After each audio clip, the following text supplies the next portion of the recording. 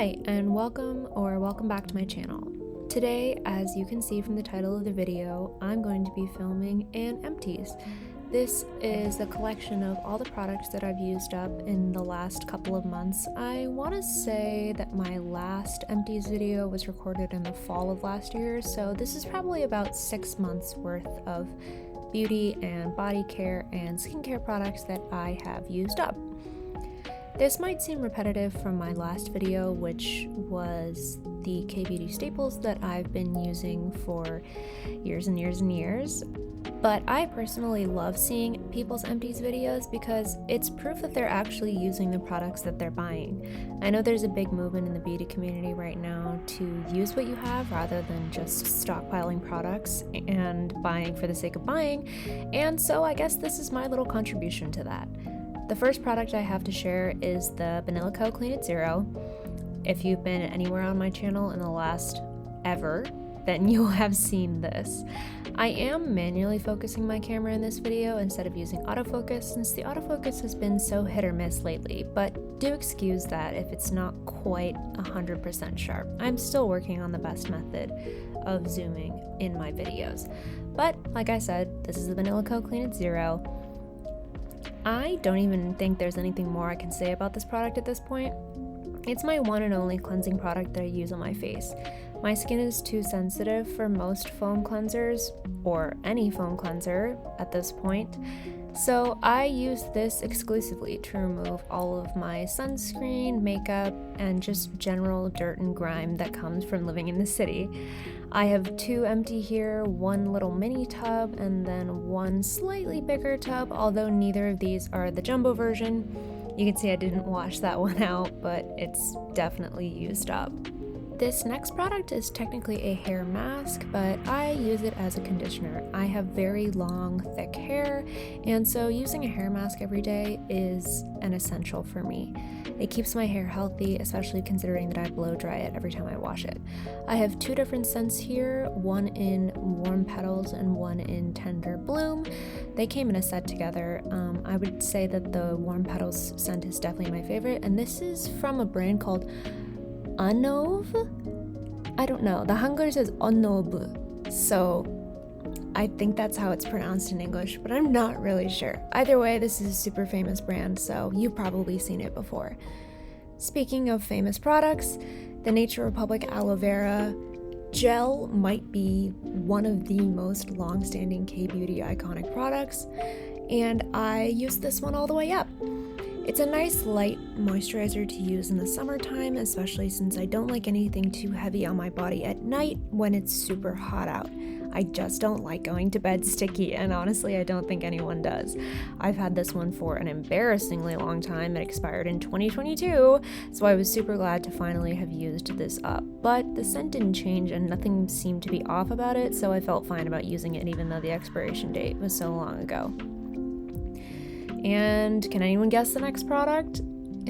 If you guess the Anua Heartleaf 77% Soothing Toner, then you would be correct. I go through this at a super rapid rate. I use this as a mask by pulling apart little cotton pads and soaking them through and then leaving this on my skin. I use this after cleansing to keep that super dry, tight feeling off my skin. I just like how simple it is. And again, if you've been around on this channel at all, then you already know all this. Secretly, I did find another couple of bottles in the bottom of my empties bag. There's one of them. So if you see this product again, yeah, it's because they're all buried in there.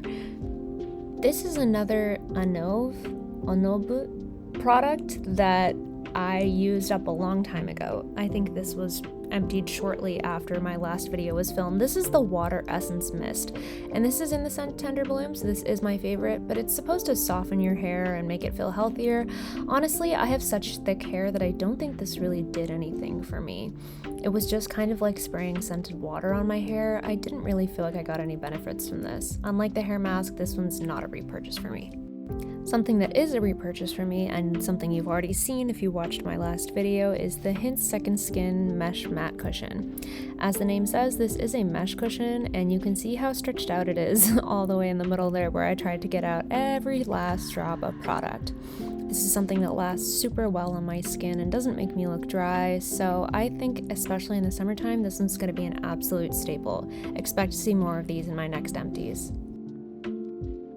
Another product I go through very, very frequently, and I'm likely to do so again during the summer, is the Beauty of Joseon Relief Sun Aqua Fresh Rice and B5 Sunscreen. Wow, that's a really long name. Anyways, if you saw my Beauty Essentials haul, then you already saw that I bought backups of this because I go through a tube about every 2 months. I didn't show all of them, but I did in fact empty 3 of these in the last 6 months. I like how thin the nozzle is because this formula is thick enough to hold its own, so I can just dot this all over my face and then apply. I'm very liberal with my sunscreen application. Now, a product I really did not like was this Aesop hand cream. This is in the scent Reverence, or at least I believe that's what it's called. But I saw this in the bags of so many cool Korean girls when I was watching all of those what's in my bag videos. And this was super expensive, but it just didn't work out for me. I find this packaging really annoying. You can see there how it's splitting and the hand cream is exposed to the open air. And this also just contains a ton of essential oils, which I find really irritating on my skin. I used up as much as I could, but honestly, it made my hands peel. If you look too closely, you might be able to see it in the video. But yeah, I just didn't think this was worth the money at all. Speaking of super expensive products, holy moly, I don't even want to tell you how much money I spent on this hair mist. This is the Baccarat Rouge 540, which if you're familiar with any sort of famous perfumes, you'll probably have seen this if you've watched any YouTubers or TikTokers that talk about perfumes. Everybody raves about this. I tried the actual perfume in store and a full bottle is like $350, so I didn't buy that, but I did drop a decent amount of money on this hair perfume, which I thought did a similar thing. I thought it had a similar scent and provided a similar effect to the perfume, so why drop the money on the perfume? But in the end, I just don't think the scent worked that well on me. I don't know if the perfume would be better or if this just isn't a scent for me. Oh my gosh, pulling this one out of the bag reminded me just how good it is. This is the Vichy Mineral 89 Booster. I used it as a serum. I don't know exactly what it's supposed to be used for. You can see there's a little bit of product left in there because the actual dropper doesn't reach the bottom. The pump doesn't reach the bottom, so you can't get to all of it. I was dumping it out into my hand in the end just to get to the rest of the product, but I adored this and I totally would buy it again. The next perfume is actually one I loved, and it's way less expensive than Baccarat Rouge. This is Sweet Tooth by Sabrina Carpenter. I had no idea that this was like a TikTok famous perfume. I just saw it in a set at Walmart one day and decided to buy it because I love gourmands, and I thought the scent profile would be one that I liked. And I did. This bottle is misleading. It's a lot smaller than it looks because of the cap, and it's also a lot thinner than it looks, so you're getting a lot less perfume than you think you are, which probably is why it's priced so low. That being said, I love this, and it is small enough that it's relatively travel friendly, if you discount the fact that the packaging looks like a brick and is about as heavy as one. Speaking of staple products, are you tired of this yet? Hi camera, are you tired of hearing me talk about the Wake Make powder yet? Well, I'm not done. This one is in the shade 02 Light Skin. This was the first compact of this powder that I ever purchased, and this is the color that I think that I'll stick to in the future. I'm currently going through 04 Lavender, which I just don't like the color of as much. I think this one is better. And as much as I struggle with this packaging, I just think the product inside is so worth it. It's one of those tricolor powders. I don't know how much the tricolor actually has an effect on the skin, but I think the powder itself has an absolutely gorgeous finish and it makes my makeup bulletproof. Again, like I said, I've already bought it and you'll see me buy it again. I have to say though, that reflective packaging looks gnarly. Now, this one doesn't look used up, but it actually is an empty. You can kind of see the windowing there in the middle, and liquid glitters are one of those products that are just really hard to actually get every single drop out of. You can see there's a couple of flakes that still stick to the wand when I pull it out, but most of it gets caught on the stopper, and this is not the kind of product you can remove the stopper on and have it still be effective. It'll dry out immediately. But I feel like I got my money's worth out of this one. It was relatively inexpensive, it's a Petit Peta product, and so I'm happy to let this one go where it is. Here's another tried and true staple that lived in my purse for a long time until I used it up. This is the Clean Reserve fragrance in the scent Skin. And I know skin sounds like a weird name for a perfume, but that's honestly what it smells like to me. It just smells clean, like you got out of the shower recently. Nothing like a super flowery or sweet perfume that just screams, I'm wearing perfume. You just, like the name, smell clean. So I think this is a great one to carry on the go. And yes, the lid is super dirty because I used it a lot. Also, if you can hear airplanes in the background of my voiceover, I apologize, but I do live under the flight path of a major airport, and apparently they're busy this morning. This product is one that I've had for an insanely long time. I don't even want to tell you when I bought this, but this was a super fine micro point gel pencil eyeliner. This is from a company called VT, which I think is more famous for their skincare, but this eyeliner was great. It lasted a super long time on my eyes, and I really loved how fine tipped this was. It made it super easy to get a sharp wing or make sure that my bottom eyeliner was super precise. This was a collab with BTS, and yes, that's why I bought it. Here's a serum I just really felt neutral about. This is the Milk Touch 5 Flower Dark Spot Clearing Serum, and I just don't think this did a whole lot for me. It was a clear, kind of thick, but fairly watery serum that just kind of didn't have much of an effect. It didn't smell like anything, thankfully, but it also didn't do much, in my opinion. I have a dark spot I am trying to get rid of on my cheek from not wearing sunscreen as a kid. Wear your sunscreen, guys. But I had to dump this out of my hand again because the dropper just didn't reach the bottom of the bottle, and it was also just a faulty dropper, so this packaging was annoying, and I don't think the product did that much. I really wouldn't repurchase this. Here's a hand cream I would much rather repurchase than that Aesop one. This is the Creme Shop and Hello Kitty Handy Dandy Cream in Apple Blossom. This is a way smaller tube, but it's also way less expensive. It smelled nice, did the job. I wouldn't say it's my favorite, but it also wasn't bad. It's an okay product. I would purchase it in a pinch, but I wouldn't rebuy it immediately. Another Creme Shop product that was in collaboration with Hello Kitty, this was the lip balm. You can't even read what flavor it was because the packaging's all worn off, but this was a pretty thick, waxy formula. I wouldn't say this was particularly hydrating. It was more like a waxy layer that kind of just sat on top of my lips. I used this before bed, but it's not something I would repurchase. Unfortunately, I do have a lot of these to get through, so while it's okay, I don't love it. Here's a product you guys actually saw me haul fairly recently, back in December. This is the Hints Vita Barrier Nourishing Lip Oil. It was a pink, glossy, super thick and hydrating lip oil, but I just don't think it was worth the money. This has a super big doe foot compared to the size of the bottle, so you pick up so much product every time you use it. I think it cost me around $20 USD, and I finished it in under a month. So to me, that's not really worth the money. It's comparable to the Dior lip oil, but I wouldn't say that they're dupes. Here's that TikTok famous Dior lip oil. While they have a similar place in my routine, the Dior one's just way more pigmented, so they're not the same. More lip empties. I do tend to go through lip balm type products fairly quickly.